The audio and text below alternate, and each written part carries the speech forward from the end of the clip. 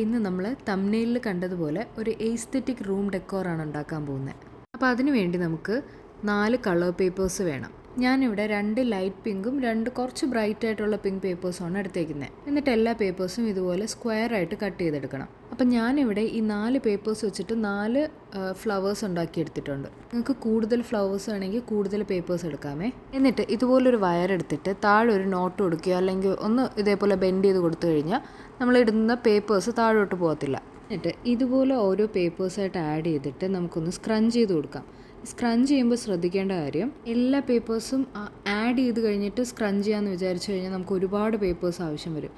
അതിനു പകരം നമ്മൾ ഒരു 5-6 പേപ്പേഴ്സ് ഇട്ടതിന് ശേഷം ഒന്ന് സ്ക്രഞ്ച് ചെയ്ത് കൊടുക്കുക. അത് കഴിഞ്ഞിട്ട് അടുത്ത സെറ്റ് ഇടുക. അങ്ങനെ ചെയ്ത് കഴിഞ്ഞാൽ നമുക്ക് പേപ്പേഴ്സിൻ്റെ എണ്ണം കുറയ്ക്കാം. അപ്പോൾ സ്റ്റെമ്മിന് വേണ്ടി ബ്രൗൺ പേപ്പർ എടുത്ത് ഇതേപോലെ ഒന്ന് ട്വിസ്റ്റ് ചെയ്തിട്ട് എല്ലാം കൂടെ ഒന്ന് അറേഞ്ച് ചെയ്ത് കഴിഞ്ഞാൽ നമ്മുടെ റൂം ഡെക്കോർ റെഡിയായി.